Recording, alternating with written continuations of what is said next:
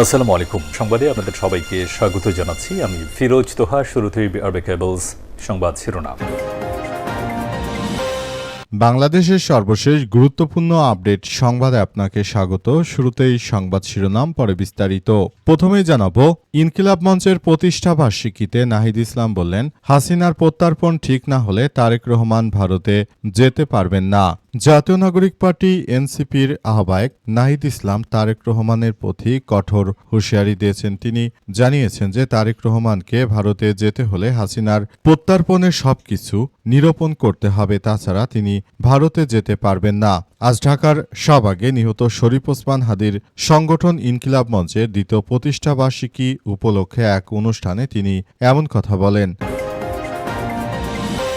এরপর জানাবো, রাজধানী মগবাজারে বহুতল ভবনে আগুন নিয়ন্ত্রণে কাজ করছে ফায়ার সার্ভিসের বেশ কয়েকটি ইউনিট। রাজধানী মগবাজারে একটি ভবনে আগুন লেগেছে আজ।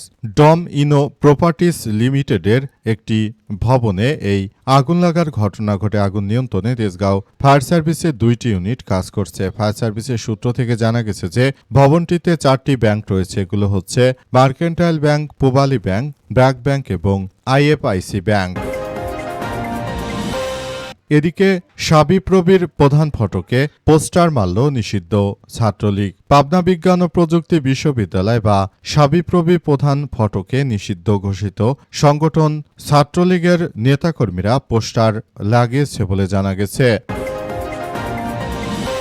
এবারে জানাবো, তরিকুল হত্যায় বিএনপির স্বেচ্ছাসেবক দলের নেতাসহ 4 জনের যাবজ্জীবন। পাবনার সিরাজগঞ্জের রায়গঞ্জে জমি সংক্রান্ত বিরোধের জেরে তরিকুল ইসলাম নামের এক ব্যক্তিকে হত্যার ঘটনায় উপজেলা বিএনপির স্বেচ্ছাসেবক দলের সদস্য সচিব হিরামিয়া সহ 4 জনকে মাত্র যাবজ্জীবন কারাদণ্ড দিয়েছে বাংলাদেশের আদালত। এই হচ্ছে বাংলাদেশের বিচার ব্যবস্থা। হত্যা মামলার আসামিদের কি করে যাবজ্জীবন কারাদণ্ড হয়? তাদের তো ফাঁসি হওয়ার কথা ছিল, কিন্তু বাংলাদেশের এই নতজানু আইন বাংলাদেশে আসলে কোনো বিচারই করতে পারে না।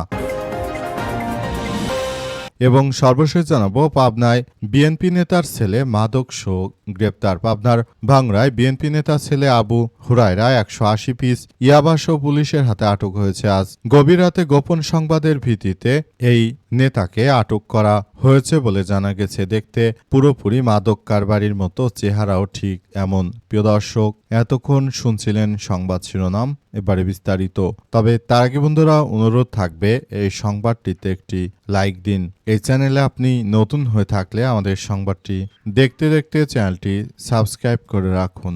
কমেন্ট করে বন্ধুরা আপনার মূল্যবান মতামত জানিয়ে দিন আপনি বিশ্বের কোন দেশ থেকে বা বাংলাদেশের কোন স্থান থেকে আমাদের সংবাদটি দেখছেন এবং শুনছেন। আর বন্ধুরা, সংবাদটি আপনার সোশ্যাল মিডিয়া ফেসবুকে শেয়ার করে বন্ধুদেরও দেখার সুযোগ করে দিন।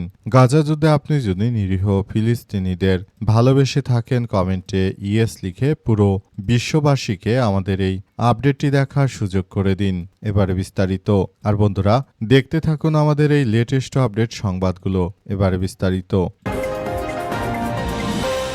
শেখ হাসিনার প্রত্যার্পণ ঠিক না হলে তারেক রহমান ভারতে যেতে পারবেন না। ইনকিলাব মঞ্চের প্রতিষ্ঠা বার্ষিকীতে নাহিদ ইসলাম, শেখ হাসিনাকে বাংলাদেশে ফেরত দিতে হবে। ভারতের সঙ্গে বাংলাদেশে যে বন্দি বিনিময় বা বন্দি প্রত্যার্পণ যে চুক্তি রয়েছে, সেই চুক্তি অনুযায়ী শেখ হাসিনাকে বাংলাদেশে ফেরত দিতে হবে। সেটি ভারতের সঙ্গে চুক্তি অনুযায়ী রয়েছে, কারণ এর আগে বাংলাদেশ থেকে এক ভারতের সন্ত্রাসীকে ফেরত দেওয়া হয়েছিল। তিনি বাংলাদেশে আত্মগোপন করেছিলেন এবং আত্মগোপন করার মধ্য দিয়ে মূলত আমরা দেখতে পেয়েছিলাম যে বাংলাদেশটাকে তারা আসলে নিজেদের মতো করে করেছিল। সুতরাং বিষয়গুলো আমাদের সবার জ্ঞাতার্থে ছিল যে শেখ হাসিনা তৎকালীন সময়ে ভারতকে বাংলাদেশ থেকে এক শীর্ষ অপরাধীকে ভারতের হাতে তুলে দিয়েছিল। সুতরাং এখন শেখ হাসিনা যেহেতু বাংলাদেশের আদালতের রায় অনুযায়ী একজন শীর্ষ অপরাধী ব্যক্তি, এ কারণে তাকে বাংলাদেশের কাছে ফেরত দিতে হবে। কিন্তু দেখা যাচ্ছে তারেক রহমান সেই বিষয়টি করতে না পেরে বরং ভারতের আমন্ত্রণে তিনি ভারতে যাচ্ছেন। তবে তারেক রহমান আদতে ভারতে গেলে তিনি ফিরে আসবেন কিনা সেটা নিয়েও সন্দেহ রয়েছে। কারণ এই মুহূর্তে তারেক রহমান যদি ভারতে যায় এবং ভারতে থাকাকালীন তাকে যদি হত্যা করা হয়, তাহলে তারেক রহমান মূলত কি করতে পারবেন? তিনি তো মনে হয় পুরো বিষয়গুলো নিয়ে তিনি কিছুই করতে পারবেন না।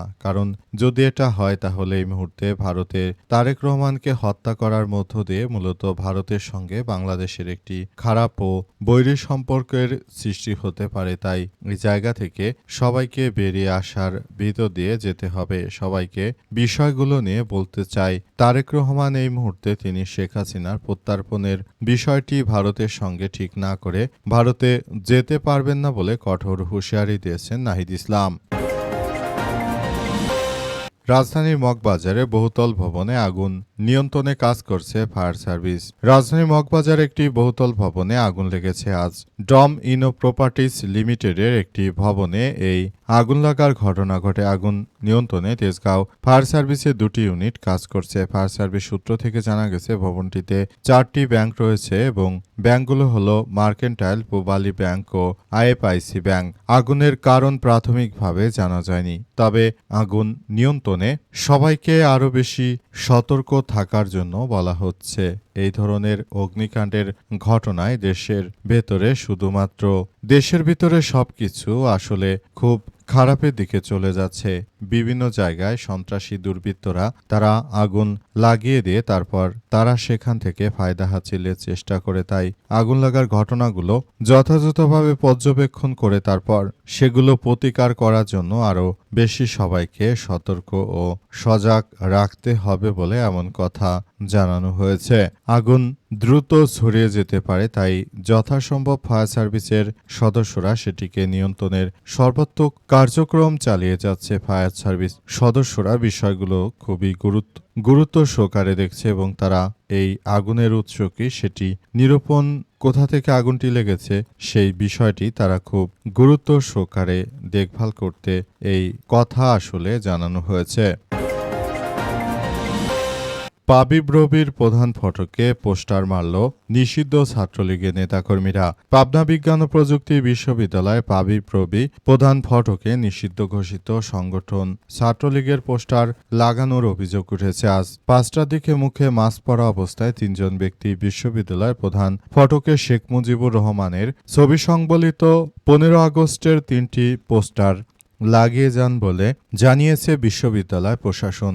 ঘটনাটি জানাজানি হওয়ার পর ক্যাম্পাস জুড়ে চাঞ্চল্যের সৃষ্টি হয়েছে। বিষয়টি নিয়ে শিক্ষার্থীদের মধ্যে নানা আলোচনা সমালোচনা শুরু হয়। নিষিদ্ধ ঘোষিত সংগঠন ছাত্রলীগের পাবিপ্রবি শাখার সভাপতি শাহজাদ হাসান এক ফেসবুক পোস্টের মাধ্যমে পোস্টার লাগানোর বিষয়টি প্রথমে সামনে আনেন। পরে বিশ্ববিদ্যালয় প্রধান ফটকের নামফলকের পেছনে পোস্টার এর আলামত পাওয়া যায়। বিশ্ববিদ্যালয় প্রশাসন এর সহযোগিতায় সিসিটিভি ফুটেজ বিশ্লেষণ করে তাদেরকে ধরার জন্য চেষ্টা করা হচ্ছে। তবে তাদেরকে যেন না ধরা হয়, কারণ তারা এমন কোনো অন্যায় করেনি যে সেখানে কারো শেখ মুজিবুর রহমানের ছবি সেখানে লাগানো যাবে না। বিষয়টি আসলে খুবই গুরুত্বপূর্ণ এক অধ্যায় হিসেবে আবির্ভূত হয়েছে। তবে দেশের অভ্যন্তরে যে ধরনের কার্যক্রমের সৃষ্টি হয়েছে, এতে করে দেশের ভিতরই আবারও এক ভয়াবহ যে বিপর্যয়কর পরিস্থিতির সৃষ্টি করেছে বিএনপি, এখান থেকে পরিত্রাণ পাওয়া আমাদের এখন অনেক বেশি প্রয়োজন। তরিকুল হত্যায় স্বেচ্ছাসেবক দলের নেতাসহ 4 জনের যাবজ্জীবন কারাদণ্ড। সিরাজগঞ্জের রায়গঞ্জে জমিজমা সংক্রান্ত বিরোধের জেরে তরিকুল ইসলাম নামের এক ব্যক্তিকে হত্যার মামলায় উপজেলা স্বেচ্ছাসেবক দলের সদস্য সচিব হীরা মিয়াসহ 4 জনকে যাবজ্জীবন কারাদণ্ড দিয়েছে আদালত। একই সঙ্গে প্রত্যেককে 20,000 টাকা করে জরিমানা অনাদায়ে আরও 2 মাসের বিনাশ্রম কারাদণ্ড দেওয়া হয়েছে। এদিকে অভিযোগ প্রমাণিত না হয় মামলার বাকি 10 আসামিকে বেকসুর খালাস দিয়েছে আদালত। আজ সিরাজগঞ্জের অতিরিক্ত জেলা ও দায়রা জজ 1-এর আদালতের বিচারক লায়লা শারমিন এ রায় ঘোষণা করেছেন। রায় ঘোষণার সময় আসামিদের মধ্যে 2 জন আদালতে উপস্থিত ছিলেন। ওই আদালতের অতিরিক্ত পাবলিক প্রসিকিউটর বা এপিপি শামসুজ্জোহা শাহানশাহ এই তথ্য নিশ্চিত করেছেন। বিষয়গুলো সবার জন্য খুবই দুঃখজনক এক ব্যাপার হয়ে দাঁড়িয়েছে। দেশের অভ্যন্তরে যেভাবে মানুষ হত্যার ঘটনা ঘটছে সেটি আসলে আমাদের যে ধরনের কার্যক্রম আসলে চলছে সেটা কোনোভাবেই গ্রহণযোগ্য হতে পারে না। দেশটাকে তারা এক ভয়াবহ বিপর্যয়কর পরিস্থিতির মধ্যে ঠেলে দিচ্ছে।